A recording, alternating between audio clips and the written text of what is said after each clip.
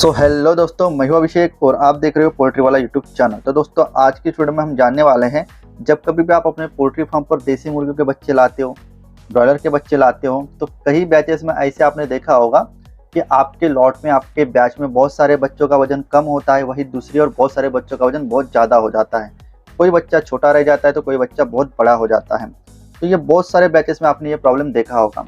ये प्रॉब्लम वैसे देखा जाए तो बहुत बड़ा प्रॉब्लम है, क्योंकि इसके वजह से क्या होता है ना, आपके जो बच्चे होते हैं, आपकी मुर्गियाँ होती है, वो फीड तो ज़्यादा खाती है लेकिन उस हिसाब से आपको वजन नहीं दे रही होती है। इसके वजह से आपका एफसीआर बढ़ जाता है, आपका खर्चा बढ़ जाता है और आपको प्रॉफिट कम होता है। ठीक है, तो इसके वजह से आपको प्रॉफिट अगर कम होता है तो ये बहुत बड़ी प्रॉब्लम है दोस्तों। तो आज की इस वीडियो में आपको इस प्रॉब्लम क्यों होते हैं, इसके मैं 4 प्रॉपर प्रॉब्लम्स बताने वाला हूँ, उनका सोल्यूशन बताने वाला हूँ, प्रॉपर तरीके से उनका एक्सप्लेन करने वाला हूँ।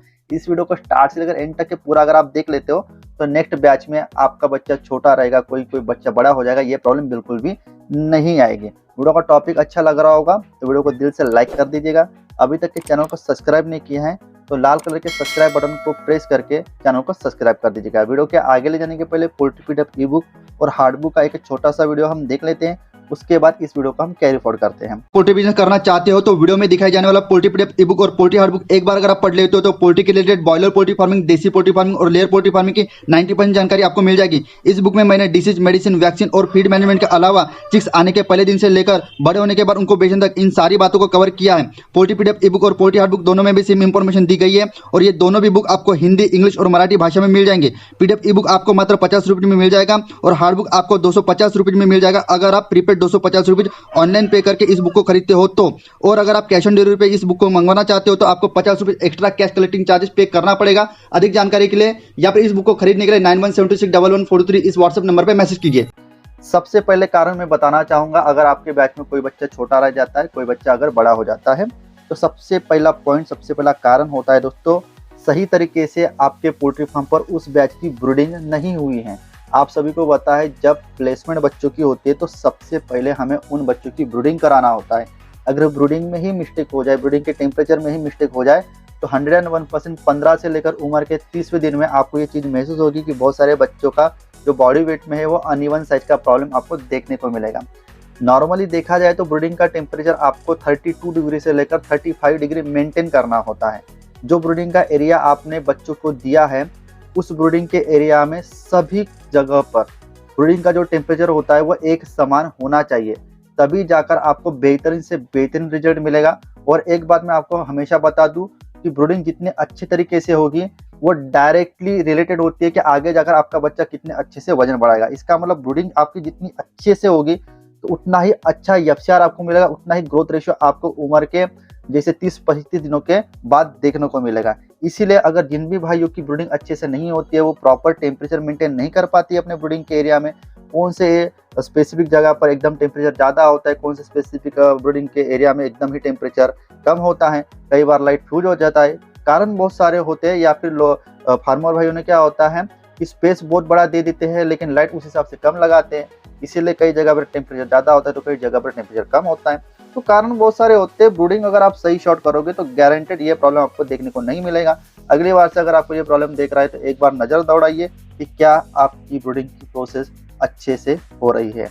दूसरा कारण होता है दोस्तों, चिक्स आपका छोटा रह जाता है, कोई बच्चा बड़ा हो जाता है, उसके पीछे दूसरा कारण है फीड की क्वालिटी अच्छी ना होना या चिक्स को फीड कम मिलना। देखिए, सबसे पहले मैं बात करूंगा फीड की क्वालिटी के रिगार्डिंग। देखिए, कंपनी का फीड हो या फिर आप घर पर फीड बना रहे हो, 3 प्रकार का फीड आपको देखने को मिलता है। पहला होता है मैश फीड, दूसरा होता है पिलेट और तीसरा होता है क्रम। जहां पर बात आती है मैश फीड की, भले ही वो कंपनी का फीड क्यों ना हो, अलग अलग इंग्रेडिएंट्स, अलग अलग मिनरल्स, वाइटामिन पाउडर्स वगैरह मिलवा के प्रोटीन, किलो कैलोरीज का ध्यान रखते हुए एक फीड फॉर्मेशन के साथ फीड बनाया जाता है। ठीक है, लेकिन मैश फीड में क्या होता है, कोई चीज़ें बहुत सारी पाउडर फॉर्म में होती है और बहुत सारी चीज़ें जो होती है ग्राइंड करने के बाद क्रम फॉर्म में होती हैं। तो फीड डालने के बाद, मैश फीड डालने के बाद जब पहली मुर्गी आएगी फीडर पर, वो ऊपर के जो क्रम साइज के दाने होते हैं वो उठा लेती है। उसके बाद जो मुर्गी आती है उसके लिए तो क्रम साइज के दाने खाने को होते नहीं, वो पाउडर फॉर्म का दाना खाती है। और पाउडर फॉर्म ज़्यादातर मिनरल मिक्सचर या फिर जो भी विटामिन मिक्सचर होता है, ठीक है ना, इस तरीके की दवाइयाँ वहाँ पर होती है जिसकी वजह से उनको प्रोटीन या फिर एनर्जी ज़्यादा मिलती है। तो ये सबसे बड़ा कारण है कि मैच क्वालिटी का, भले कंपनी का फीड हो या फिर अपने घर पर बनाया फीड हो, इसके वजह से इस क्वालिटी का अगर फीड आपके मुर्गियों को जा रहा है तो आपको आपके बैच में कम साइज का, बड़े साइज का बच्चा देखने को मिलेगा। लेकिन ये प्रॉब्लम आपको पिलेट या फिर क्रम फीड में नहीं देखने को मिलेगा, क्योंकि वहां पर प्रॉपर तरीके से मिक्सिंग फीड को करने के बाद उसको मशीन से निकाल के पिलेट में बनाया जाता है, और फिर और से उसको अगर क्रम बनाना है तो फिर पिलेट को फिर से तोड़ा जाता है, और पिलेट के हर एक पिलेट में, और पिलेट के बाद जब वो क्रम में कन्वर्ट होता है तो क्रम के हर एक दाने में प्रोटीन, एनर्जी, कैलोरीज, कैल्शियम, ये सब कुछ चीजें सही मात्रा में मेंटेन की जाती है। इसलिए जब मुर्गियां उन दानों को उठाती है तो उनमें कम ज्यादा साइज का प्रॉब्लम नहीं होता है। इसलिए कोशिश कीजिए कि आपकी फीड की क्वालिटी अच्छी हो, और हो सके तो अपने मुर्गियों को क्रम फीड या फिर पिलेट फीड ही खिलाइए। उसके बाद अगर आप क्या कर रहे हो कि मुर्गों को फीड डाल दे रहे हो सवेरे के 7 बजे और दोपहर के 2-3 बजे तक के वो खत्म हो जाता है, उसके बाद फिर आप ना के बराबर उसको फीड डालते हो, इसके वजह से क्या होता है, जो ताकतवर जो बच्चे होते हैं वो स्टार्टिंग में आकर बहुत जल्दी जल्दी में फीड खा लेते हैं, और जो कमजोर बच्चे होते हैं वो 2-3 घंटे के बाद जब वो खाना खाने के लिए जाते हैं बड़े साइज के स्ट्रॉन्ग बच्चों का पेट भरने के बाद, तो उनके लिए फीड ही नहीं बचता।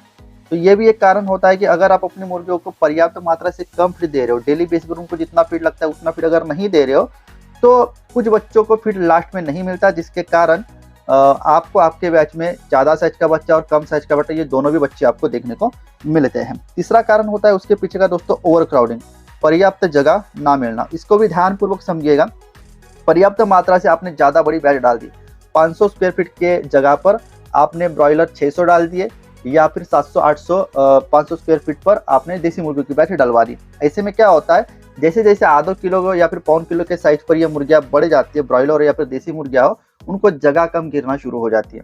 ऐसे में जब उसको प्यास लगती है, वो पानी पीने को जाना तो चाहता है, लेकिन ओवर क्राउडिंग की वजह से बहुत सारी मुर्गियां उसको चिपक चिपक के रहती है, जिसकी वजह से वो ड्रिंकर और फीडर तक के पहुंच नहीं पाता। वही हाल जब होता है जब उसको खाना खाने की भूख लगती है, वो खाना खाना तो चाहता है, लेकिन ओवर क्राउडिंग की वजह से उस बर्तन तक के वो जा नहीं पाता।